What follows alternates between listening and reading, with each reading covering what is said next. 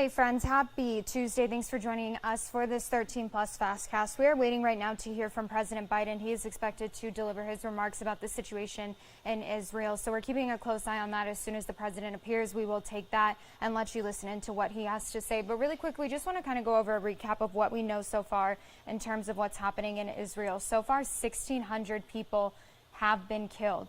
That includes at least 900 Israelis. More than 100 people are currently being held hostage. At least 11 Americans are dead. More are missing today, and at least 700 Palestinians are dead. At least 140 of those are children, and thousands of others have been wounded. And this morning, many across southern Arizona are showing support for both the Israeli and the Palestinian people. Dozens of people came together at the federal courthouse holding signs and chanting in support of the Palestinian people. Many calling for liberty, justice, and peace for Palestinians. They say understanding and knowing the history is important. They keep killing them every day. Even if they warn them, they don't have time to leave the house. They keep bombing their house every day at night. We have a lot of family over there. They can't sleep at all. It's just heartbreaking. At the same time, hundreds came together at the Tucson Jewish Community Center praying for those in Israel. My mom was actually born in Israel, so being here with my family still in Israel, coming out to support the Jewish community in Israel and everything that's been going on has been so very important for me to do. And the one thing many people agree on is they want the violence to stop and say the killing of innocent people is not the answer.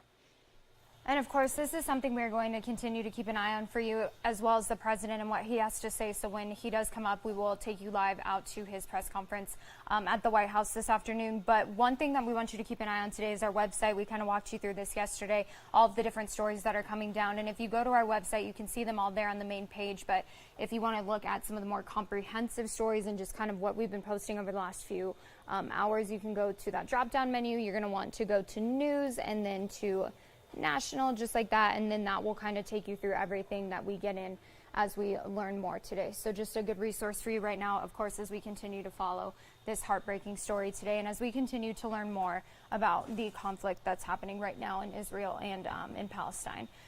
Well, something we're keeping an eye on here at home, you may not know this, October is actually Domestic Violence Awareness Month, and it comes as a longtime advocacy center is actually opening back up in Sierra Vista. Yeah, that's right. Our very own Shelby Slaughter joins us this morning. And Shelby, you have more about kind of the mission there.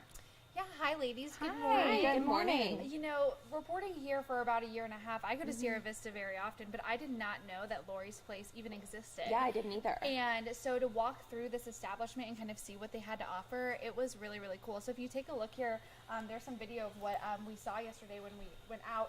Lori's Place has been in Sierra Vista since 2016, helping victims of abuse, sexual assaults, and more to get the help that they need. Sierra Vista officials say sometimes the best place for a victim to seek care isn't in a hospital or a police station, and that's how Lori's Place came to be. A place where men, women, and children can seek medical exams and talk with therapists all for more than I don't think we'll ever really realize how much it's helped us, because it's not just the one victim, it's usually a family and then the community that's affected, because your children, even if they're not being victimized in the household, they're just within the household. When it's happening, it lowers their grades at school, and then those outcomes are carried with them into society, and it affects the whole city. Involving children, all 83 of them were prosecuted and convicted. Lieutenant Ken Foster with the Cochise County Sheriff's Department says, even though Lori's Place has been around since 2016, there's a lot the community still does not know about the resources that they offer. I don't think people realize that Lori's Place has a lot of access to counseling and counselors to help folks, victims of crimes. I don't think a lot of the public here in Cochise County or even Graham and Greeley County realize that. To learn more about Lori's Place, or if you'd like to make a donation, we have all of that information up right now on our website. All right, Shelby, thank you very much. And I think that just talking about all the different resources that are available, you said that 83 of the child abuse cases ended up being prosecuted, so 100% success rate. That's very impressive when you look at the numbers, because that's not usually the case. I couldn't agree more, and I asked why did they think that this is the case, and they said it's just their highly trained staff, and they only have 6 to 8 people working there. So those are 6 to 8 of the best people that you could probably get on a staff. Truly, and I found it really interesting because, you know, a lot of the times when you think about resource centers and advocacy centers like this, you think, oh, it's like for women and children. And they told me yesterday the first person they helped was a man. Wow. And a couple years ago, they told me that a couple years ago, a man had lost like his sister and his wife, like 2 close people in his family, and he just didn't know what to do. Yeah. He had no one to turn to. He did not know where to go, and so he called Lori's Place. And they didn't necessarily have the resources to help him, but they got him those resources that he needed. Right, and And so directed him. Lori's Place really can do a lot for people out there in Cochise County. And they probably learned a lot from his case as well.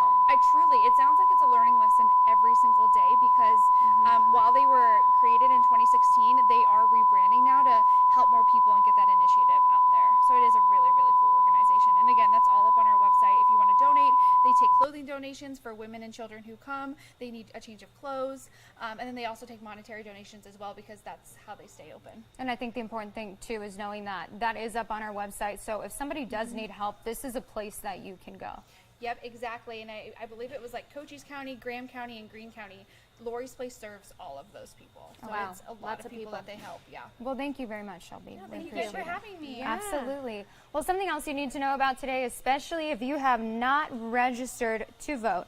Today is the last day to register to vote in next month's election. There are several races that you will be able to have your say in. That does include the race for mayor and 3 council seats, the proposition to boost mayor and council pay. If you live in Vail, you'll be able to weigh in on the incorporation effort. And then 7 Southern Arizona school districts are also looking to approve bonds or budget overrides. After today's deadline, those early ballots will start going out in the mail tomorrow. Just a reminder that Election Day is November 7th. And if you can't get online to check if you're registered, you can also check with the county recorder, their office, in order to register. Just make sure that all of your information is up to date. And speaking of elections, a new candidate expected to enter the Arizona Senate race later today. It's for the seat currently held by Kyrsten Sinema.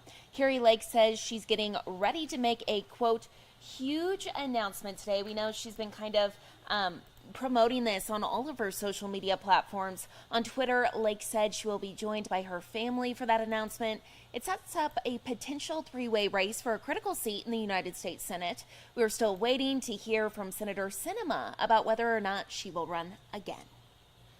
And a big thing we talked about yesterday that we are talking about today is, of course, U of A's game over the weekend against my USC. goodness. Absolutely heartbreaking for Wildcats Yeah. fans, but a really good game. And so one thing that people are talking about is Noah Fifita and whether or not he will be QB1 heading into this weekend's game against Washington State. Yeah, absolutely. I know I'm a fan. I think he did amazing. Yeah. But a lot of people are also saying, hey, Jaden Dolores had this seat. He can come back in, kind of hold his own ground. Right. And if he doesn't, we can bring him back in. You know what I mean? Right. So So 2 good options. 2 great options for Wildcat fans, right? Right. But ultimately, it's not up to us. I That's the know. thing. Ultimately, it's up to the coaching staff. And so yesterday we heard from Jed Fish and kind of his thoughts on the situation and not really giving a clear answer, but you can listen in and you can kind of read between the lines. For sure. The question is, I mean, we haven't made a decision in this program once about what, we decide what we think is best for the program from everything that we know and do and see. And we don't just listen to others in that decision. When it comes down to deciding who the starting quarterback is, when we played USC last year and lost 45-37 and Jaden threw 3 touchdown passes, ran for another, and had 387 yards passing, everybody was clamoring that he should have been the player of the week. I think that everybody has short-term memories. Everybody likes to live in the now, live in the present. Noah has done a fantastic job, and having 2 quarterbacks is better than none. And I think we're in a very good place at the quarterback position as we move forward. I would also say that, I've lived through a lot of these. I lived through situations where your starting quarterback is playing. He earned his position. Backup quarterback goes in. Backup quarterback plays well. Starting quarterback goes back in. Starting quarterback plays even better than he's ever played.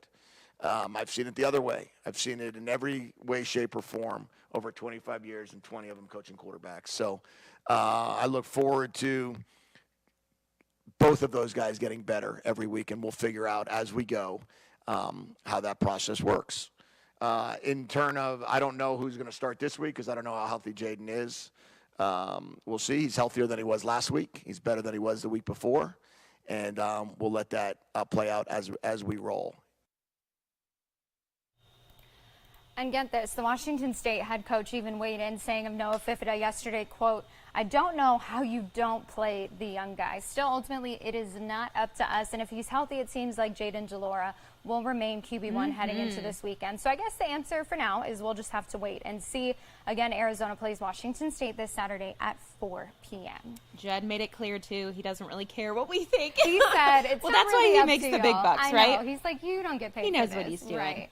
Well, taking a look out at our 7-day forecast today and looking at those temperatures, pretty consistent for the rest of our week. 93 today and then 94. I think 94 is the hottest temperature that we see there on the board. So that's good news when we talk about the triple digits that we were seeing just last week. I'm sure we'd like it all to be a little bit cooler. Unfortunately, though, that is kind of where we stand for the next week or so. So could be worse. You know what? It's a win. I have this bad feeling, though, that just 1 week we're going to wake up, look at the temps, and they're going to be so cold. And I'm going to be like, where did fall go? Right. We well, never got fall. That's the thing. Overnight, like whenever I go out before I go to work, I'm like, oh, it's actually kind of chilly. And then later on in the day, I'm like, it's too hot. There's no happy medium. I know. Well, you know, this is better. Yeah, We're it's doing better. good. Trending in the right direction. That's Absolutely. for sure. Well, we are going to continue to keep an eye on that news conference and those remarks from President Biden. He still hasn't come up yet, but once he does, we'll hop back on here and let you listen to what he has to say today in terms of what's going on in Israel.